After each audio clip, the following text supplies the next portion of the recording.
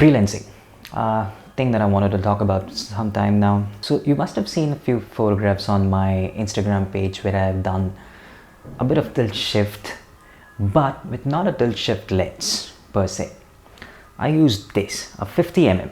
It's a simple 50mm 1.8 from Nikon, which, as you can see, I purposefully broken on the back side so that I can decrease the flange distance. There are several reasons for which you would like to, use a 50mm rather than have a proper tilt shift lens from Canon or Nikon, which is pretty expensive, by the way. The huge advantage is the price. You can buy this for about 3,000 for from OLX or somebody who's willing to sell this off as a second-hand product, or you can pick this up as a new one for 6K, which is not that expensive for that matter.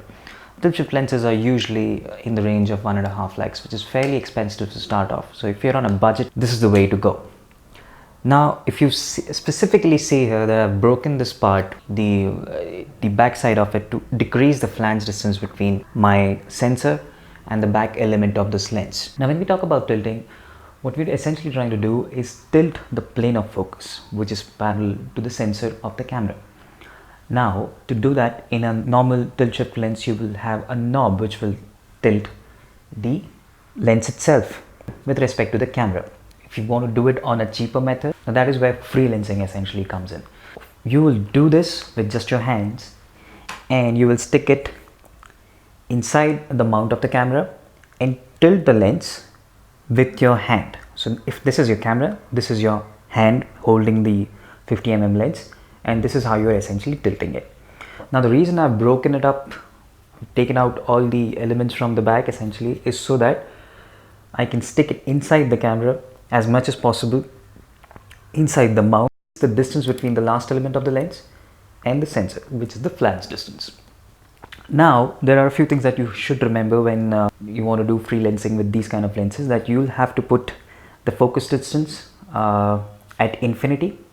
So essentially, a lens which has a manual aperture ring would be helpful, and you'll have to fix the aperture on the widest setting. Now, on Nikon lenses, they usually are closed. They're absolutely closed. I'll show it to you again. So to keep it open, I used a piece of cardboard to stick it up around where there's a small lever, and I go and stick it around with a small piece of cardboard. Now, the first time around when I bought one of these, I actually used glue, which was a terrible mistake, and botched up the entire lens element. Essentially, I lost that lens. I destroyed it completely. So don't do that with a glue. You can use a piece of cardboard or any piece of hardware which can keep the aperture open.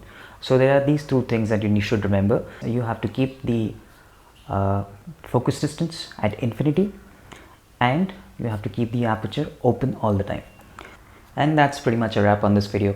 I'll show you some examples that I've taken with this particular lens, and tell me whether you like this method or not, and would you like to go out and do some freelancing with a cheap lens like this. Thank you so much for watching. Bye bye.